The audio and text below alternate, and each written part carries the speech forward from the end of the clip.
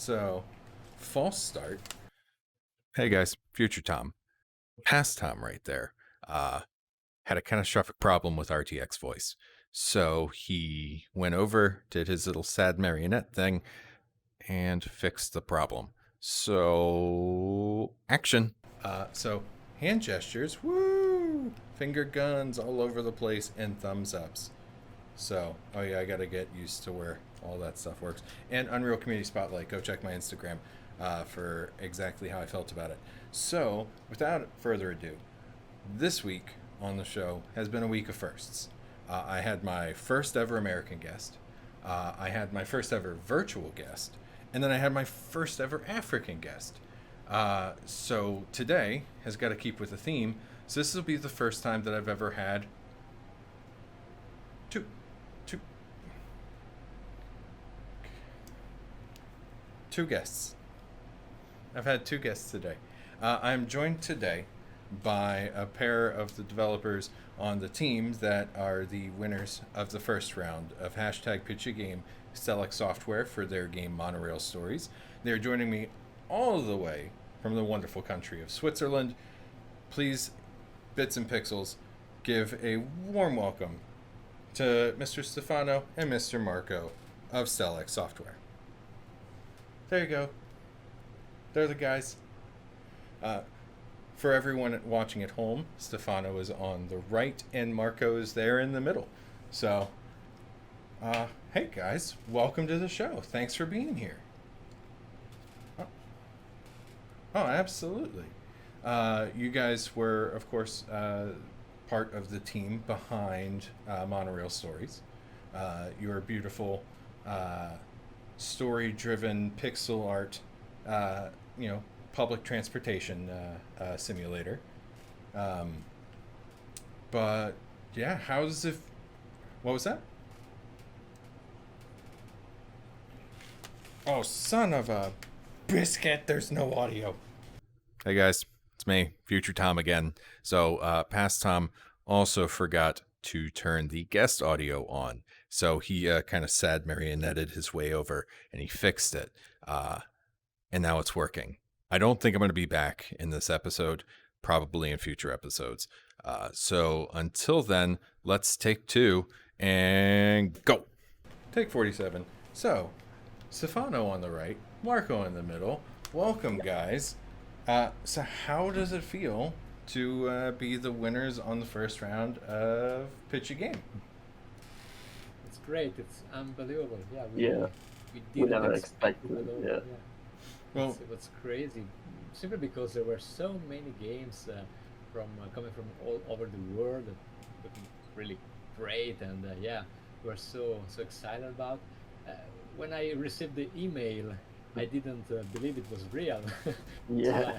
I called the guys behind the Pitch a Game Award and asking, Is this spam? Is this real? What is this?" And It is yeah, a we were joke. so happy. Yeah, we were so happy because this means really the world to us, and it really means for us that that our pitch delivered the right message with the right emotions. So we were happy about it. nice. Well, I mean, I know a bunch of people have said congratulations, but from me to you, congratulations, especially as now I'm kind of officially like the podcaster. Oh, I've got to fix these, but you know what? Rough implementation, it's better than nothing. So, yeah, I'm kind of like the unofficial podcaster for Pitch Your Game. So, yeah, Team Pig, woo! Well, thank So, you. Yeah. so everybody too, you can actually go play a demo of Monorail Stories on Steam right now and add it to your wish list. It helps the developers, I hear. Yeah, smash that wish list button on Steam. Smash it. Yeah, it's kind of crazy. That you were mentioning the amount of participation in it, and that's absolutely true. Uh, right after it all ended, I had talked with Liam about reaching out to the various teams, and there were so many. And it's you kind of expect it to an extent it to be a very kind of American thing, Yeah. because so much of development occurs over here, but it's amazing to see how much of it was actually international too. Mhm. I mean, there's you guys are in Switzerland. There were teams coming from Germany, various other European countries. Of course, you had a smattering of teams in the U.S. as well, but also a couple Filipino developers, a couple African developers. Like, it was really nice to see all of those different voices getting represented. That's crazy. And all the games were awesome. Really, we were Yeah, surprised how the quality was excellent for most of the games. So it's Yeah, even more the exciting to yeah, be the exactly. winner. So The satisfaction is bigger. yeah, when you start a project, the most difficult question is whether the people will like the game the way we do. So receiving this award is really rewarding, and give us really a great burst of um, Encouragement. encouragement, yeah, to work even harder on the game. So it's great. Yeah. Now we have to finish it and make it better. Now we yeah. have to. No excuse. Well, Steam Absolutely. says 2021, right? Yeah. Yes. We don't have an exact date for the release, but yeah, we think 2021 is realistic. Yes. Man, exact dates aren't a science anyway, because it's how are you supposed to? I mean, part of the job as like a producer on a project is to make a best guess as to how it's all going to work, but Hmm. it's just that it's a guess. Yeah. You know, Absolutely. yeah. I It's mean, it's who knows what's going to it's happen tomorrow, let alone 6 months from now? yeah. It's not easy for the big studios. If you have read yesterday, CD Projekt Red just postponed the release of Cyberpunk 2077. So if it's not easy for them, for Mhm. a small, tiny indie studio, it's even harder. Yeah. Yeah. Although I do suspect a portion of that was because they were trying to cash in on not only the new console purchases, but the people who aren't going to be switching over looking for something that's also going to be really cool as well. But hey, you know, Good point. Yeah. can't blame them for wanting to make a buck on a game that's very clearly exceedingly expensive to make. Absolutely. Yes, you're right. As Brian in chat says, when it's done is the best go to in regards to video game release dates. Mhm. And I tend to agree. You Yeah, know, absolutely.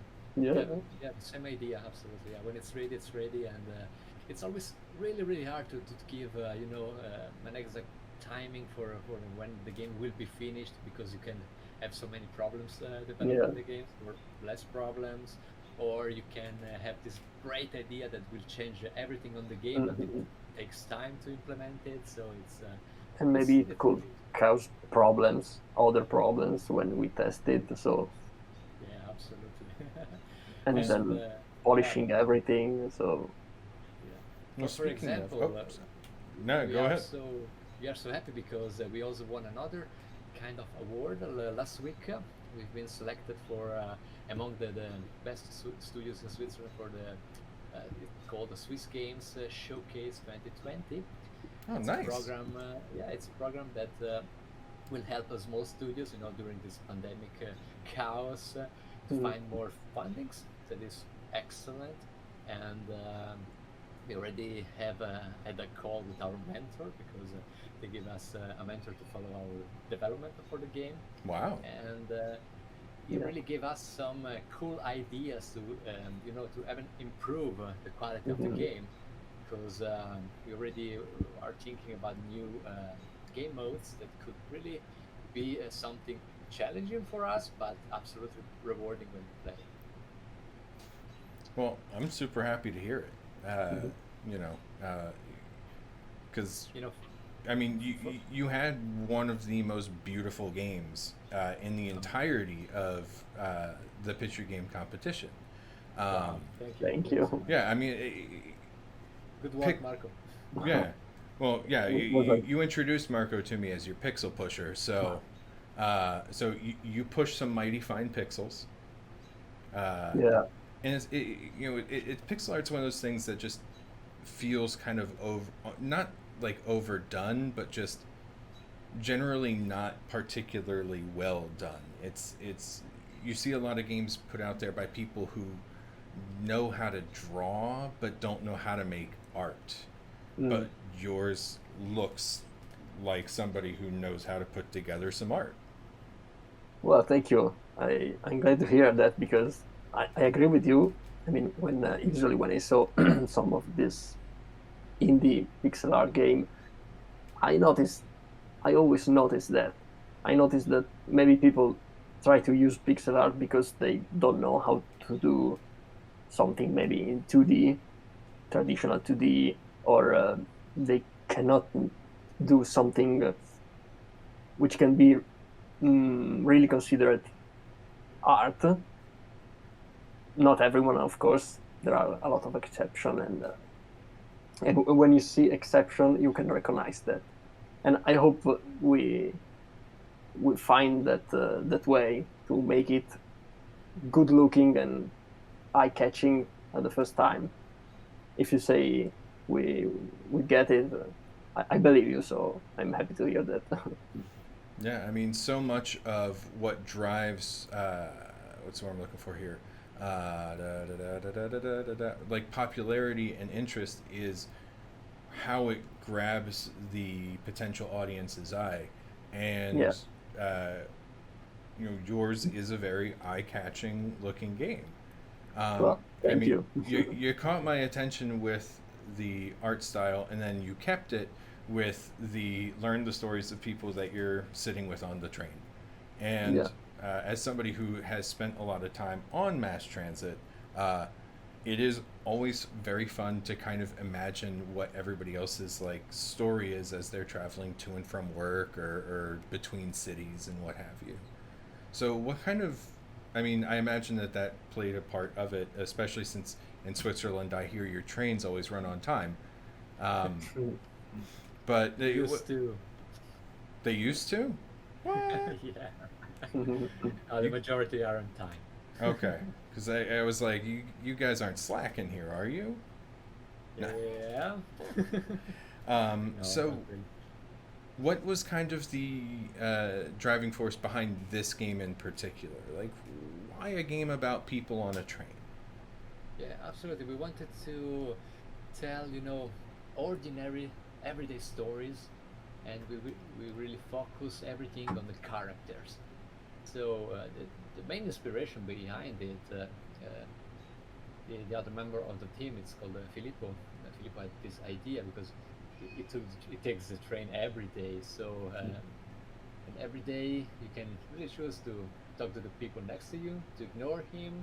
If there's something going on, you can really think, okay, I could say something, or I just shut up and see what happens.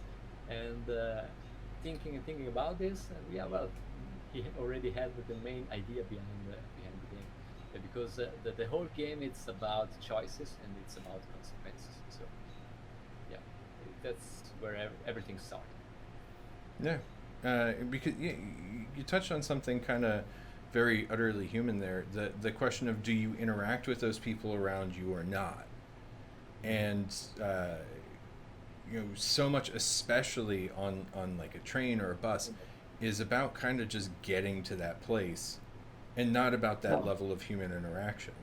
And so it's nice that you have created effectively like kind of this space where it's okay to reach out. Yeah, absolutely. And this game is very different from our previous games that we released in 2018. It was called Ezomir and the Five Magical Gifts.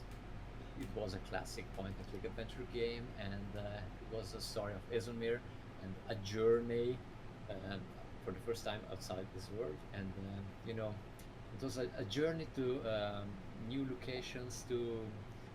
There is no backtracking. There were no backtracking in that game because we wanted to show every new scene something new, really to give the sense of discovery, to find something new on every screen.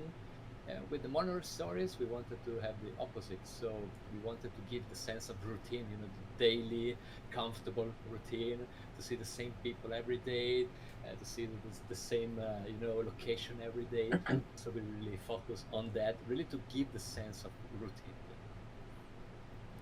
Well, a question that kind of springs from that is, uh, do you have systems in place to kind of break up that unchangingness of the game? Like, can you get in different cars? Do like cars get dirty as time progresses, so to speak? Yes, yes, we have different ideas. Some are already implemented in the game. Because in the demo that we have on Steam right now, it's only the first day of the story that is playable. But during the other days, different things are coming. I can't say nothing about it, but yeah, as you said, maybe the settings will change a little bit because of something that is happening, and yeah, yes, there is some sense of what you said, yeah. Hmm. And uh, one game mode that we are working on it that we really want to have on the final game is a kind of multiplayer async mode. I mean, in the game there are two playable main characters. If you play the demo on Steam, you have seen it. There is a Sylvie, and then there is a Hamad. They are the two playable main character of the game, and they both travel each day on the same monorail, but they never meet because they travel at different times in opposite directions. So they don't know of that they're sharing a common story. So, but in fact, through their actions, they will interact with each other. And with the, for example, with the multiplayer mode, it would be very interesting.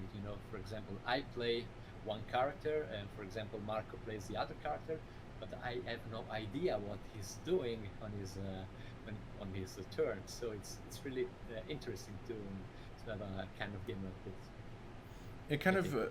makes me think of like that emergent gameplay in games like Journey, where you don't know that you're actually playing, or at least the first 6 months that people were playing the game, they didn't fully realize they were playing with other players.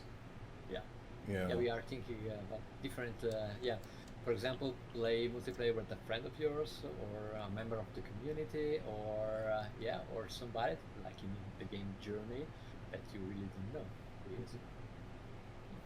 wow, that's that's an amazingly cool idea. Thanks. Yeah. Yeah. Oh, there is another idea that we can talk about Mm. it now. It would be Well, hold very on a nice. second, guys. Let me just, No. All right, your microphones are off. They can't hear you. Shh, don't tell them I didn't turn the microphones off. So, tell us some secrets. No, I'm kidding. No way. You Not know, for the moment. I mean, like, I'm not gonna press you for it, but if there's, something you haven't said yet about it, and you can say it, and it would be like a big new Well, thing, it'd be pretty what? awesome to have that scoop here, Okay. but no What we pressure. can say? What we can say is Well, that right now at the current stage of development, the main how can I say the story mode will be divided in 5 days, so from Monday to Friday, and there will be a lot of different endings. So already in this kind of game mode, you can really play the game a lot of times, and that's what we really wanted to give the players, because with narrative games we were talking a lot about this with the rest of the team. The problem is that you have a start, you have a finish, so a start and a end. So if you play one time, okay, it's the story was it, and it's finished. Like a book, you read it one time, then it's over because you already know what's going on, and everything is already said. And we really wanted to challenge it, so we wanted to give players really changes that I mean choices that matters. So okay, if I do this time, I have these consequences. Maybe the next time I try to do something different, maybe not to talk with this character or make this character angry, or yeah. So you will have I think for the moment we have 10 different endings, and they are really really different one from the other. So it's Wow. really fun to. Now you're kind of giving me like a Papers, Please vibe too. Hmm. Yeah, we love Paper Please. I Who think it's doesn't? one of the best indie games ever made. And I'd a funny probably. thing about about Paper Please is that we at the beginning of the development, we of course we had no voice acting on the game, no voice actors, and all the dialogues were with the humbling from Papers Please, and you know, just because Robotic voices. yeah, and they were not working good with our game. Now Hmm. that we have voice actors and they're awesome, I think that Yeah. if you play the demo, Well, they did a great if you job. need another guy, I know a guy whose voice. Mm. I've been told my voice is wonderful. Well, your voice is actually pretty cool to hear in a character. Well, thank you. And again, I mean, I might be slightly biased, but a friend of mine told me that I had a great face for radio, so doing what I can with what I got. Um, well, jokes aside, you mentioned earlier, giving that nebulous release date of 2021 because you can't anticipate all the problems you may come across. What are some examples of problems that you guys have faced in your development so far? so different kind of story related, because when you create a story with multiple branches, it's not so easy to make Mm. everything believable and to really manage everything. So this was one of the biggest issue. The other one, for example, we have a Nintendo Switch dev kit, so we tried to develop the game for that console too. It works great. I mean, I'm very happy to play the game on this console that I personally love. But of course, it's not you just can't export for Switch and then the game is fully functional. So you needed to, yeah, you need to take time and solve Mm. problems for that console specifically, Yeah. and that kind of problems. I think Yeah. Marco had some problems too. Yeah, speaking to me, I can speak about the creation of the graphics, and because for me it was the first time in pixel art, and at the beginning I was very scared and worried about how to get into this this style. But when I get used to it, it was really fun. But I'm not an animator, for example, and with all of those animation we had, I had some problem at the beginning to find the way to find the right references, maybe, or make a walk very very soft and something like that. But of course, it's always about learning new things. So I'm always happy to learn new things, and yes, I think that I'm I get better every day with this style, and I hope to make the graphic better even during the polishing. We will do soon. I hope so. Awesome. I like to think I'm getting better every day with this too, but clearly today's broadcast uh, has been pointing to the contrary. Uh, just for people who are joining us now, I'm joined by Stefano on the right and Marco in the middle from Stelex Software, talking about their game Monorail Stories, which recently won the hashtag Pitch a Game game award. I don't, Liam, what is it officially called? Like it was the, because I'm thrown off, Liam, because we got, round two's coming up in, oh, what, like, geez, really soon. Pretty Uh, soon, yeah. yeah, like 11 days. Oh, Steam Mystic, thank you for the follow. Um, welcome to my studio audience. Uh, yeah, best Twitter pitch. That is the name of the award. So hashtag pitch a game, best Twitter pitch for Monorail Stories. and then I got sidetracked by the Folow. I'm not going to blame you, Steam Mystic. I'm going to blame me because I shouldn't be easily distracted. But there it is. But yeah, I mean, Marco, you had said about getting better every day, and I mean that is really ultimately the goal, to learn a new lesson every day, Yeah. like me today, learning that everything on my show was broken. Uh, I blame my last minute figuring out hands. That's clearly what the problem is. So it's all this guy's fault. Who's got two thumbs and caused a big problem for the show? This guy. Oh, get those fingers down. There we are. Oh man. I'm also like a kid with a new toy, so I feel like I have to show it off. Um, but They're sexy.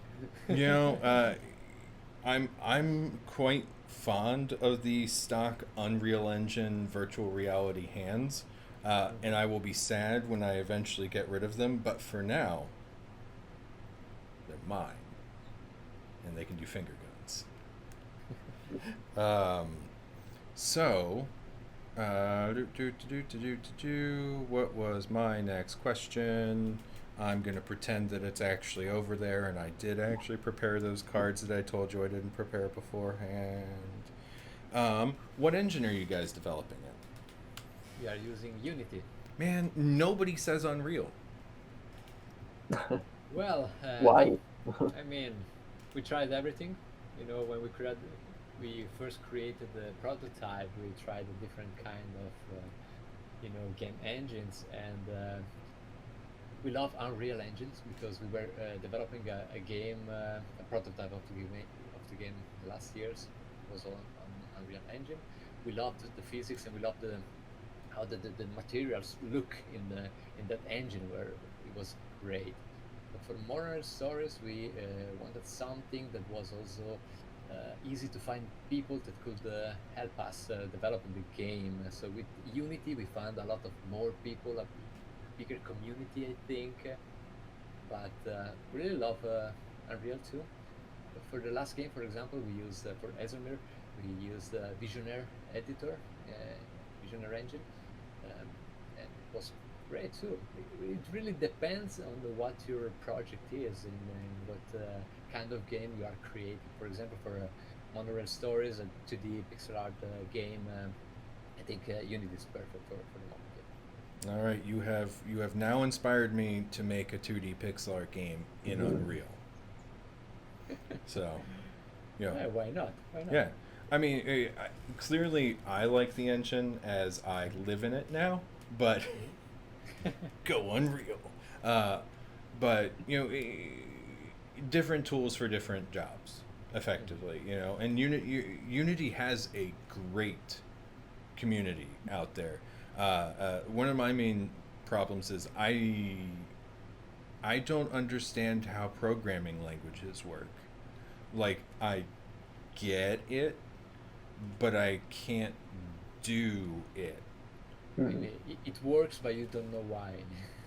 Well, I Sort of magic. understand the logic of it. I understand why it works, but I can't arrange my thoughts in what are effectively words. Yeah. And with Unreal Engine, In programming you have the language. blueprints. Yeah. They're very, very cool. Yeah. Yeah, you ask me to Easily. logic through it visually and like boop boop boop boop boop, like I'm all over it. Yeah. But I that's think- one of the nice things for younger developers too, coming in with Unity, is that there is that code base that's out there too, of just open source code that people can just drag and drop into their project. Yeah. Right. Exactly. Yes. But I think Unreal Engine 5, it's something I've never seen before. It's huge. It's a blast. It's like a real life. It's wow. It's very pretty, don't get me wrong, but I gotta be honest, I'm not as taken aback by it. Like, I think that there are going to be excellent games made in it. Absolutely. Like, we're going to see some of the most beautiful interactive entertainment we've ever seen. But I like games with a non-realistic art style. Mhm. you know. And for me, we've really been able to pull stuff off like that very well and convincingly since 2002ish, when we started seeing Unreal 3 coming about. So, but it's all a matter of art style preference, and Yeah. yeah. Yeah, you're right, because the more realistic you want to be, the most perfect you need to be in that kind of game development. Because yeah, if we use a pixel art, it's not a problem if this is the phase don't have Mhm. maybe some drops of a sweat or something. But if you use realistic graphics, you have to be perfect, even more Exactly. perfect than the Mhm. reality. Yeah, it's definitely a choice that requires a lot of effort and a lot of planning. Hmm. Um, And I think it required also a lot of taste because you have to know what is considered a good and a beautiful, realistic style, and which one is not. yeah, it definitely requires a solid art director, that's for sure. Yeah, yeah, Um, which brings me to my next question: how big is your team? yeah, So for the moment, we are 5 people. Nice. yeah. Mhm. Because Stelex Software is a really tiny husband and wife game studio. So Mhm. it's me, my wife, and there is Marco for all the artistic side. We have Michelle that is doing all the code, and then we have Filippo that is doing all the music and all the story and writing sides and stuff. Nice. Yeah, I just arrived for Monorail Stories. Was my first attempt with Stelex Software, and I'm pretty happy so far. Yeah, we were looking for a good, really good how can I say, artist, and yeah, we we found We tried Marco. at the beginning. We tried, and then I think we were satisfied each other. Yeah, absolutely. Because Marco, I don't know if you have seen his work. Is amazing. I know with Thank 2D you. graphics is something unbelievable. And we said, okay, but we need pixel art. And And I was like, okay, we I never did can it do before. it. That's like, No, Maybe. it was great because we had this idea. It was very peculiar because we didn't want to have the classic train between two uh, regular cities and regular backgrounds behind it. We really wanted to create a special world, a really catchy eye world, something very different, something influenced by Studio Ghibli and some kind of yeah, worlds, and it really, how can I say, we just give him some kind of references, and it was perfect because he really with the first attempt he really realized what we had in mind. So great. yeah. Well, I imagine you guys are probably tired of me saying that I think you nailed it. So I will say, I feel that you are getting your vision across. All right. So, which is, No, we are not tired to hear that. yeah. Okay, okay. Then We hey, will you guys, never be tired of it. We you're never had nailing a it. You're nailing it. game that had so much, attention on it. So it's continue saying it. Yeah, It's nice thank to you. hear. Thank you so much. Speaking of, like, what kind of attention are you now getting after this? Getting the best pitch, we kind of hear a little bit about, or by we, I mean the people at Team Pig, um, where people we're hearing these stories of developers who are getting attention from publishers and other people, and how has that been for you, so This to is true. speak, Yeah. except Uh, worded better? so first of all, yeah, for tiny studios, it's really hard to have visibility. To say to the world, hey, we are here, we have this game, because there are so many games, there are so many studios out there that are so great, and yeah. So for this award was really to have an eye on us. This is perfect. This is the first goal that we had, and thanks to this, because of this, a couple of publishers contacted us. This is great, absolutely great, never happened before. And maybe also this Swiss selection never arrived without the support. We don't know. And Nice. yeah, but to have visibility, that's the primary thing that Yeah. that we were aiming, because we have no community, we have not so many fans, and for Monorail Stories, we really want to grow something fan based. You know, also on other game modes that we are thinking that we want to develop. Really need to have a strong community interactions, so it's perfect for this. Yeah. Awesome. Well, And as I said before, it's really, you know, it's a great signal for us for the future, and it really give us a great motivational boost to continue working on it, because you don't know, you never know if your game will, you know, if the people out there loves the game the way you do. So it's really hard to understand. And that's a way to reach more feedback also, so which are very important Yeah, in everything. feedbacks are everything, because we first showed a very early prototype of the game in it was last November, because all the pandemic exploded, and you know, to see people play your game, it's the best feedback that you can have, because you can really see where are they going, what are they trying, and so you can really adjust the aim of the game, so develop the game. Yeah, go in the places is the best way to reach direct feedback. yeah. Even if people do not say to you his stuff, you can see him during the play test. You can see his eyes. You can see how he react. So I think it's the best way to go physically in some event or places. Yeah, that's something a lot of people don't fully realize, is that some of the most useful information that you can get from a playtest is actually watching how the player plays the game, not necessarily just their straight feedback. Exactly, yeah.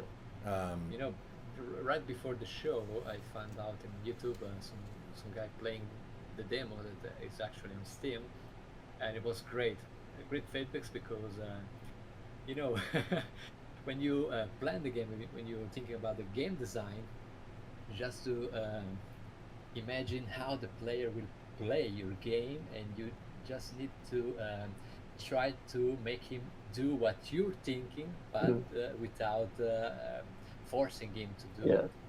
And this is very, very hard. But seeing this guy playing the demo, it's he did everything right. And at the end of the demo, he said, "Okay, cool. Now I want to try with different choices and see what happens." So it's the goal is reached for the demo. Nice. Well, this is the time of the show where I open up questions to the audience. So if you guys have any questions for Marco and Stefano here, go ahead, get those in the chat. Other than that, normally this is where I start asking you, well, in this instance, both of you, my 5 questions.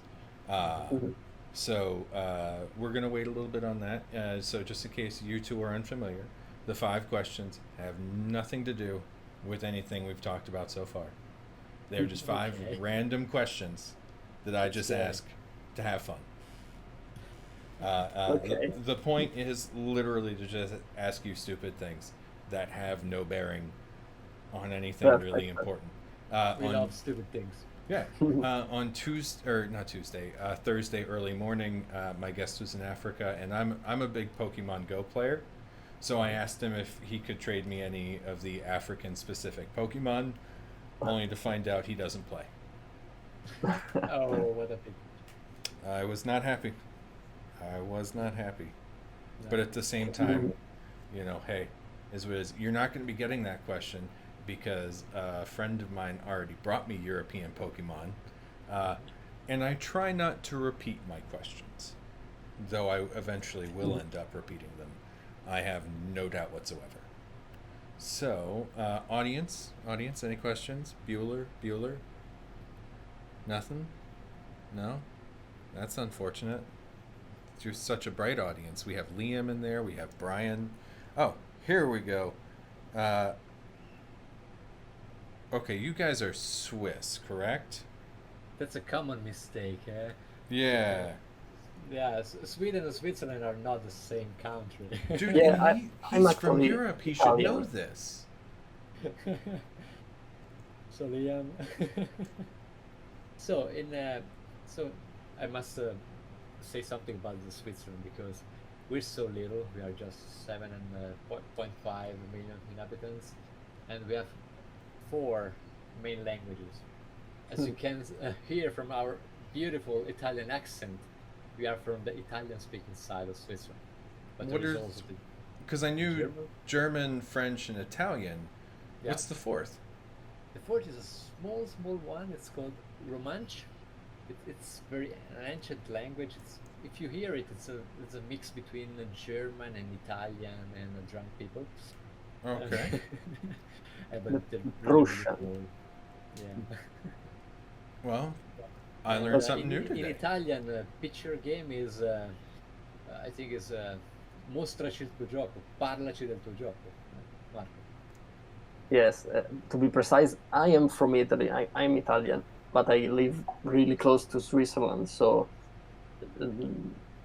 I live near the Lake of Como. So sometimes I used to go into Switzerland, and I know the differences between Swiss trains and Italian trains. So Oh yes. I know that the timing is pretty different. We live in different timeline, probably. I don't know.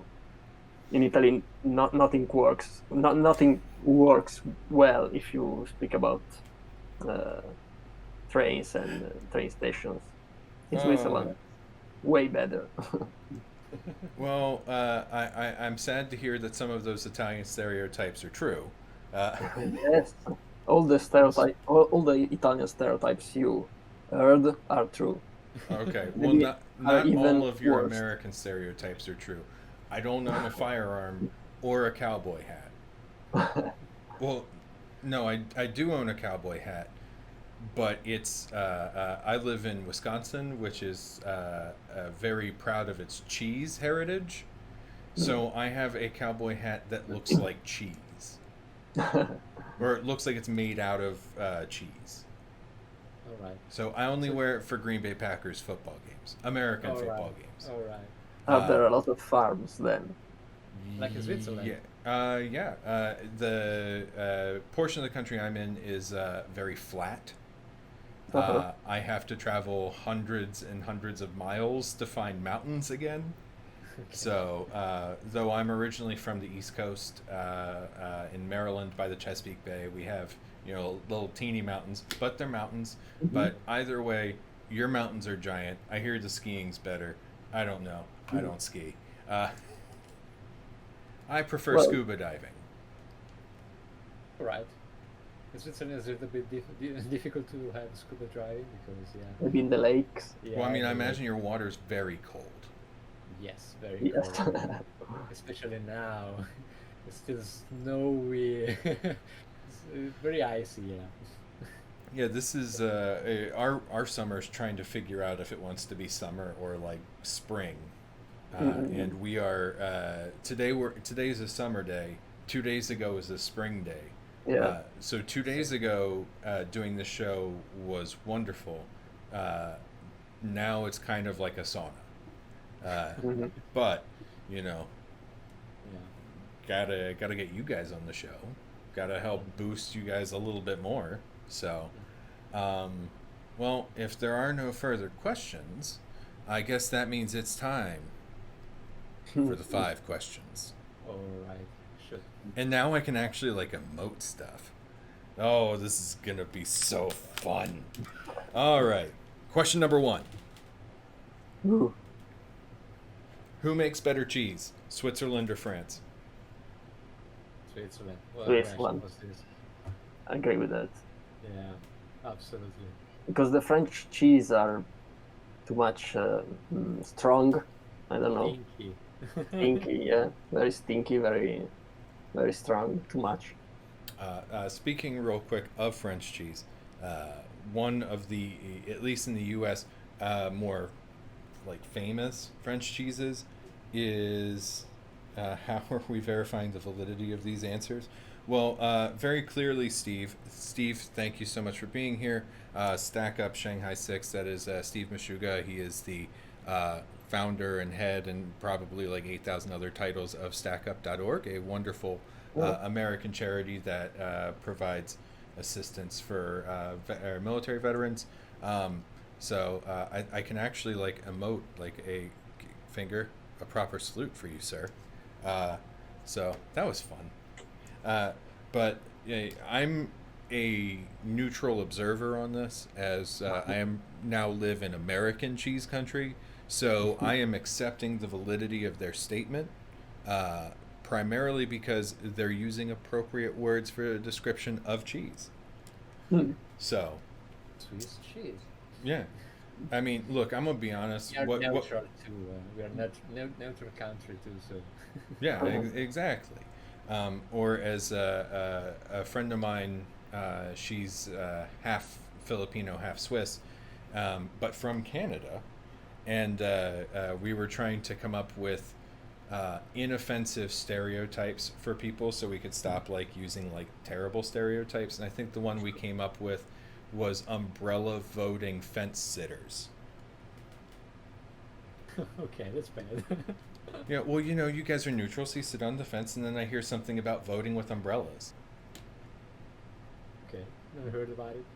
Well, that comes from her dad, the Swiss one, so just saying. But Okay. I think he's from like central Switzerland, or So like, total different country. yeah. I mean, dude, any state in the U.S. versus any other state, like especially Texas, completely different cultures. Everyone against Texas, you mean? Or Well, no, not everyone everyone's against against everyone? Texas, but like Texas is especially different. Okay. The best part though is like Texas has this whole thing of like everything's bigger in Texas, and everybody kind of goes like, "Oh yeah, that's true. Texas is huge," and then you go to Alaska, which is just absolutely It's bigger. enormous. And in Alaska, the whole joke is that whenever they have something small, they call it like the Texas version of like the Alaska thing. So like Wow. they were That's like, fine. "Hey, this is the local weasel," or as we call it, the Texas polar bear. You know, and just stupid, silly things like that. Those are the Um, nice things to know about other countries. yeah, exactly. Those fun little bits of trivia that you don't know if you haven't been.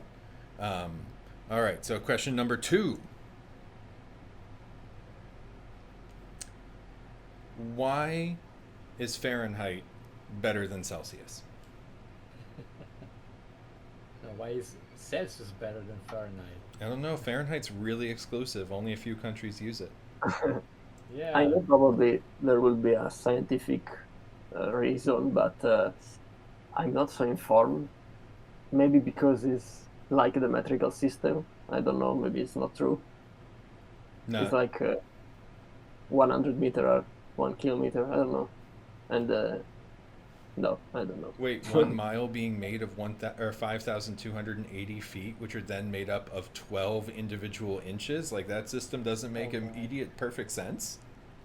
Yes. Well, Yeah.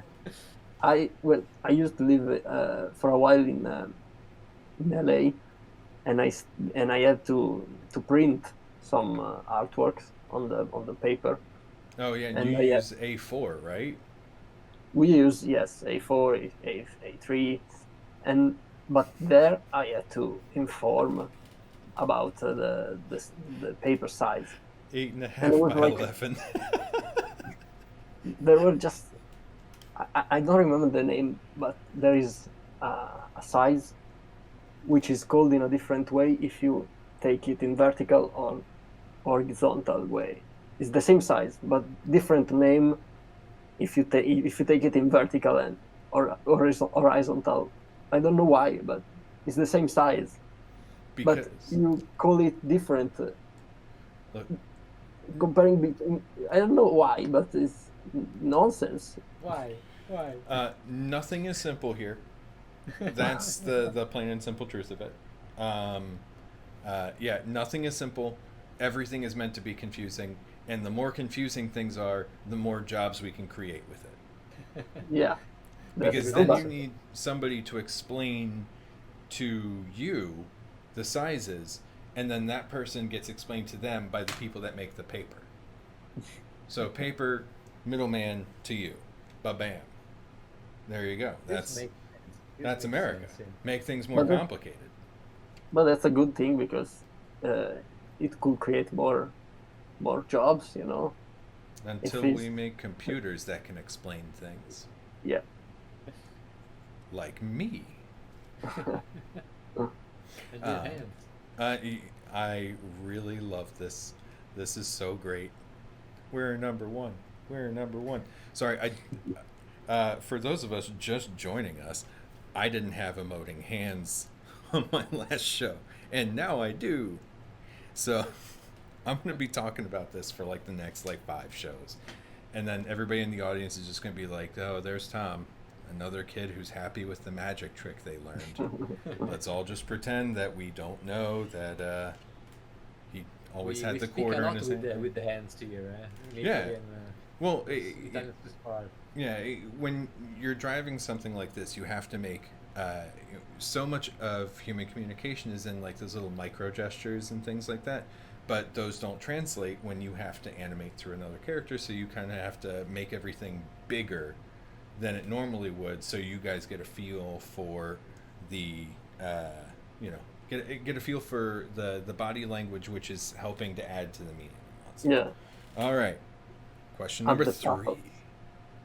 Number 3, yeah, I'm gonna come up with all the excuses I can for this. Number 3, um,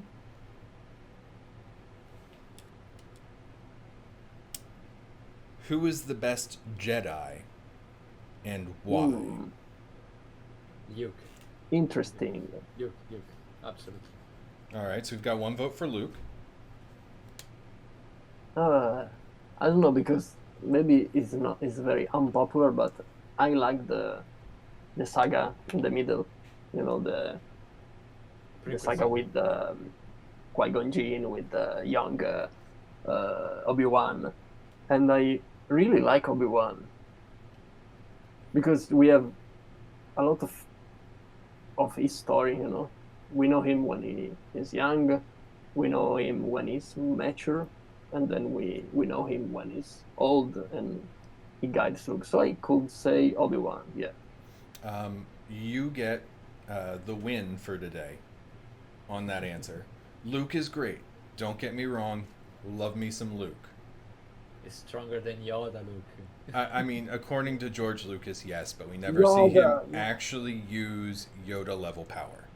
Okay? It's Okay. kind of like how everybody's all like Boba Fett is the best, when all we know from the trilogy is that he dies ignobly and terribly, and that he allegedly disintegrates all of his bounties. That's all we learn about him. Oh, and he is smart enough to catch Han. So that's one good thing. We know one good thing about Boba Fett, as opposed to the Mandalorian on the Mandalorian, who we know a bunch of good things about.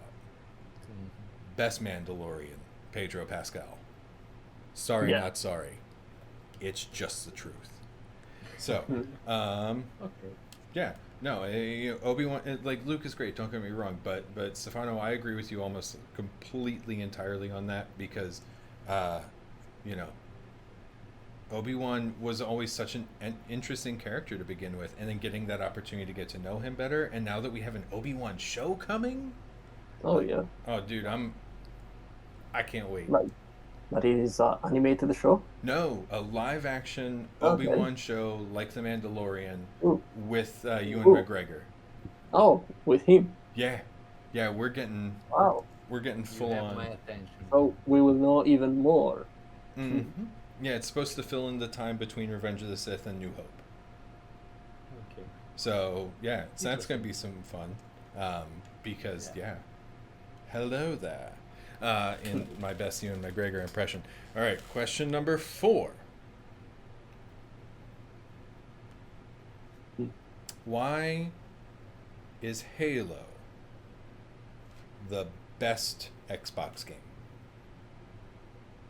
Hmm. That's a good question. I don't know if I can answer because I only tried once when I was really, really young, and I never had a Xbox. But I can recognize the quality of the game. Yeah, maybe because it was a revolution at that time.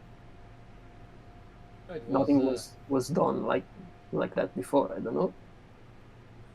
was a launch title for one of the launch title for the Xbox, so it was a huge blast for them. Mm-mm. And I haven't played a lot of Halo because I don't like a lot of first-person shooters, but I think it had a very fun co-op gameplay. It was very cool, but I haven't played it a lot. But it's very popular, so I agree. Yeah. All right. And last question, question number 5. If Monorail Stories were a cheese, which cheese would it be? Some tasty one, really some good Yeah, old-fashioned cheese that you really want to eat and you know appreciate really slow with your friends, with your yeah, family. sharing with friends with Yeah, on with the on a bread. Yeah.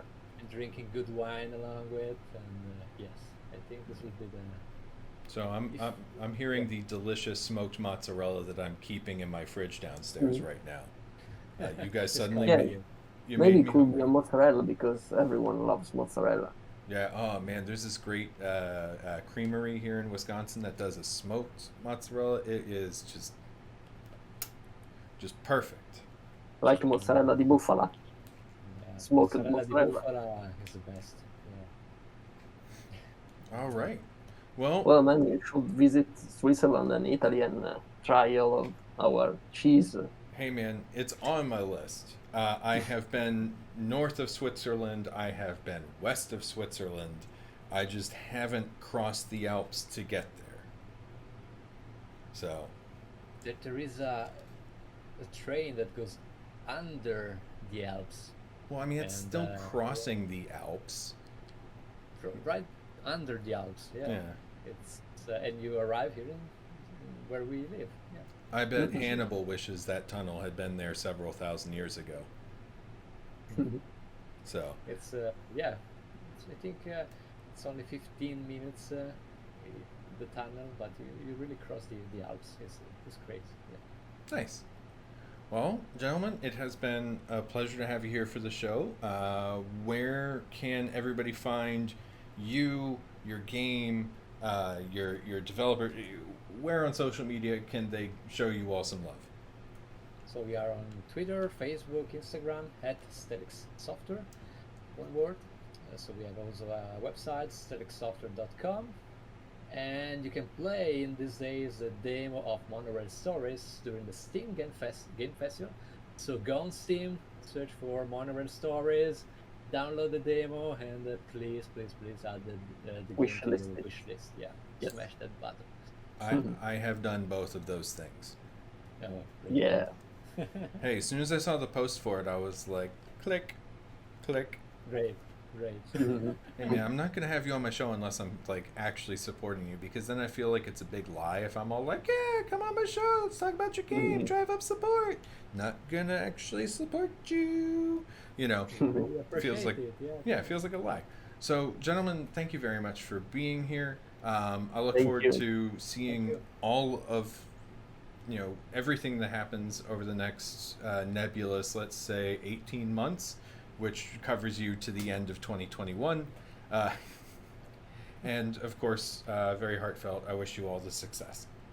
Thank you. Thank Thank you you very so much. much. Thank you. Thank you for inviting us. Oh, absolutely. Like, it's just, dude, an opportunity to sit down and talk video games with people who are A, making games, and B, uh, making games that I wouldn't have otherwise known about, except for things like Picture Game. Mhm. So it's just such a great opportunity, like this whole thing to talk with people about the things that I love. So Yeah, also for us, it's a shared big opportunity. Thanks again for everything, really. oh, absolutely. It's a good, great opportunity for us. Yeah. Yeah, I look forward to seeing you guys really reaping those rewards. So, this is the part where I do bid you guys adieu, and I return my attention to my lovely studio audience. To all of you, as always, thank you so much for being here. It has been really fun, as always. Thank you to our new followers today, Steam Mystic, Penny Blue, Moto Schmott. Those are the people that did the wonderful subscribe before the show actually went on air. Another big thank you to the people at Epic and Unreal Engine for the community spotlight, and everybody else. It is so wonderful and happy to see you all. But until next time, I must bid adieu. So until then, have a wonderful day, and I'll see you on the next episode of That Tom Clancy Show.